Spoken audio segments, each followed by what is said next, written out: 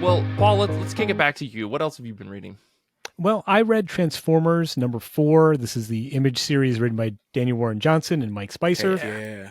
And look, I've never been a Transformers fan, even though I was the perfect age when the cartoon was on toys. I never had the toys, never really watched the cartoon. I've never seen a second of any of the movies other than trailers. The only time I've really been exposed to Transformers is in comic books, specifically the Transformers versus G.I. Joe that Tom Scioli did a few years ago. And that's literally one of my favorite comics of all time. And again, it had more to do with Tom Scioli's artwork than it did with the Transformers. But, this series has been fun. But similarly, it's like, I'm here to see Daniel Warren Johnson drawing giant robots doing wrestling moves every month. And that's what's keeping me reading, honestly. Yeah. The Transformers, I find them really dull as a concept. Because it does feel very much like, let's invent a story for these toys we already have. It's very reverse engineered to me. Mm-hmm. And this comic, the first couple issues when they're diving into the lore and the history of the Transformers, I was really skimming over that stuff. But by this issue, I think Johnson and Spicer have done a nice job establishing unique personalities for the different characters, especially Optimus Prime. He becomes this sort of the quintessential good guy hero willing to sacrifice himself, to save somebody. The bad guys, the Decepticons, are cartoonishly evil. So it's very cut and dry, Saturday morning cartoon kind of stuff. But this issue in particular does really focus on the human characters. There's a handful of humans that have befriended Optimus Prime. And in this issue, there's a moment where, again, Optimus Prime does kind of sacrifice part of himself to help save this teenager that he's befriended. And that's something that Johnson's done in a lot of his work. He's made very deeply emotional human stories and characters I can connect with. So I'm invested, but it's I know Johnson's not going to be doing the art for all this whole series. I think he's switching off in a couple issues. And it's I don't know how invested I'll be when that happens, but so far I'm enjoying the series. And I don't know, do you guys have thoughts on the Transformers or this series in particular?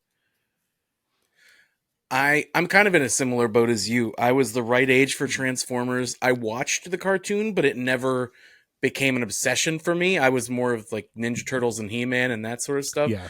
But it's always been, around me, and I appreciate Transformers, but I've never even read the comics. So this is my intro to comic book Transformers.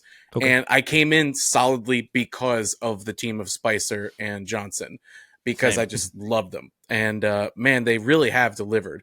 Then you're right. There's been some great emotional points, the scene with the deer when Optimus first comes out, and what a moment. And it really lets you know who Optimus Prime is, and but at the same time, it feels, and again, I haven't read other Transformers comics, but it feels like it edges a bit more adult, than maybe because I mean, I don't remember ever seeing directly, I'm sure there were casualties, but I don't remember ever seeing directly the Decepticons just getting off on squishing the squishy people.